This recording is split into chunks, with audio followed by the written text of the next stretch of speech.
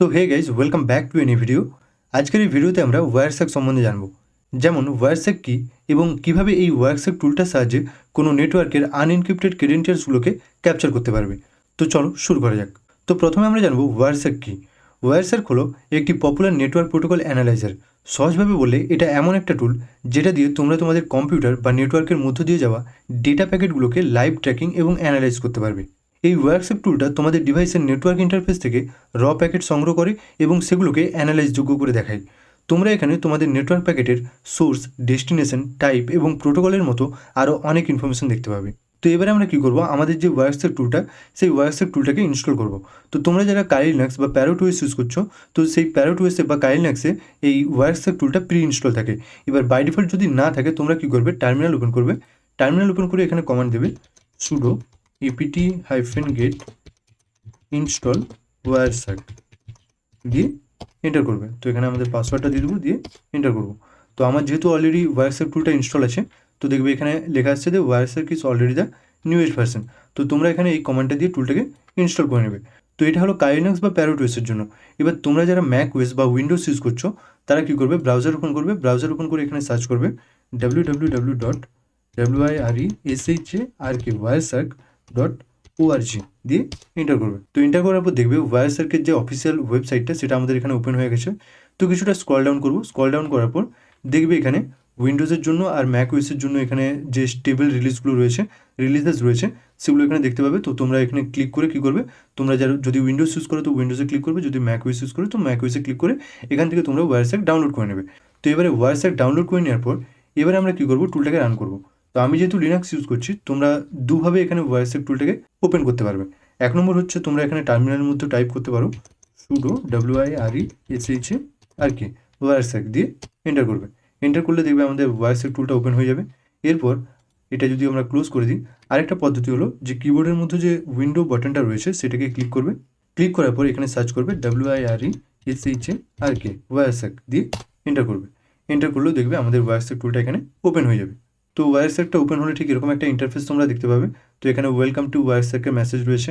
আর এখানে যে inter capture filter রয়েছে, এখান থেকে আমরা কী করতে পারি, আমাদের যে নেটওয়ার্ক প্যাকেটগুলো রয়েছে সেই নেটওয়ার্ক প্যাকেটগুলোকে ফিল্টার করতে পারবো। তো তারপর এখানে রয়েছে অল ইন্টারফেসেস।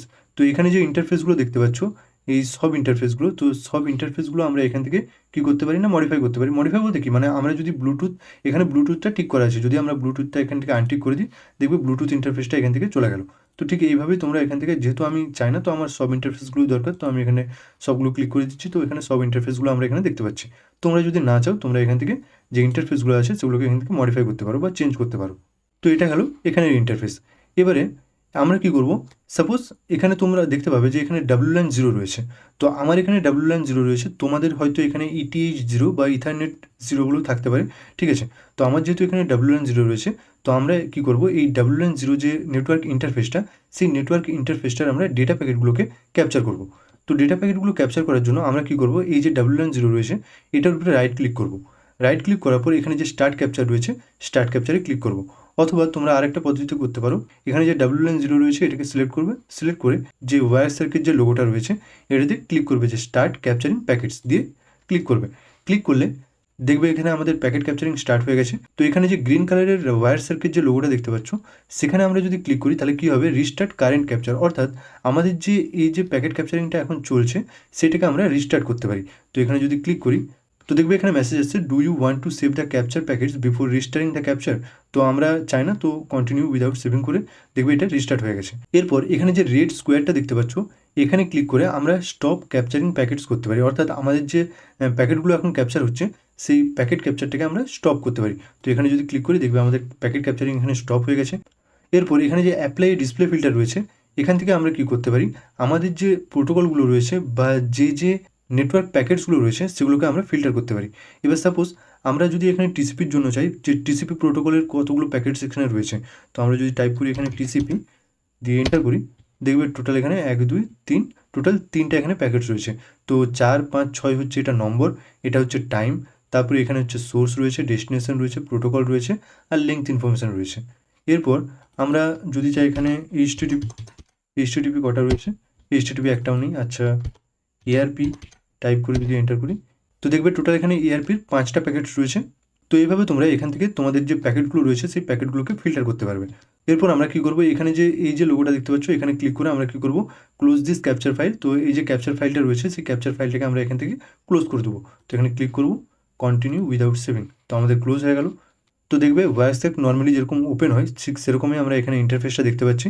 এবারে আমরা কী করবো না, এবারে আমরা লাইভ দেখবো কীভাবে আমরা আমাদের কোনো টার্গেট নেটওয়ার্কের আনএনক্রিপ্টেড ক্রেডেন্টিয়ালসগুলোকে ক্যাপচার করে সেগুলোকে অ্যানালাইজ করতে পারি।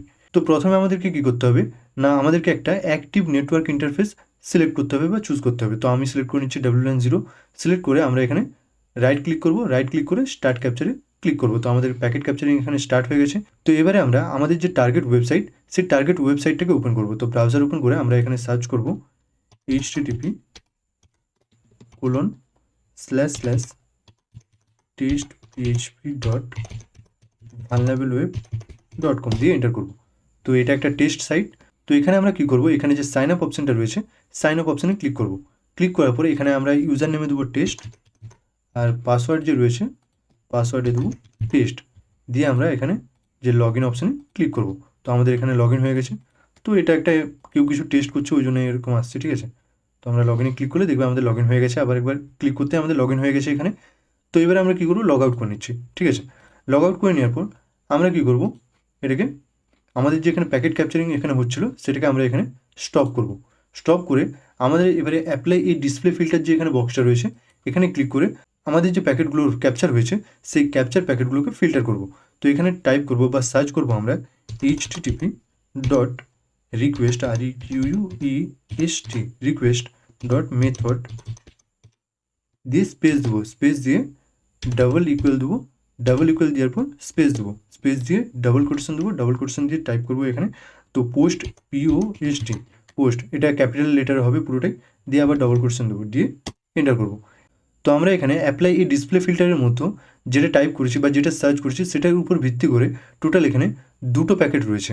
দুটোই দেখবে এখানে দুটোরই লেংথ আর হচ্ছে প্রোটোকল আর ডেস্টিনেশন প্লাস সোর্স, তার সাথে সাথে টাইমটা হয়তো একটু ডিফারেন্স রয়েছে, কিন্তু সোর্স ডেস্টিনেশন তার সাথে এখানে প্রোটোকল HTTP লেংথ ইনফরমেশন 590 দুটোই এখানে পোস্ট রিকোয়েস্ট।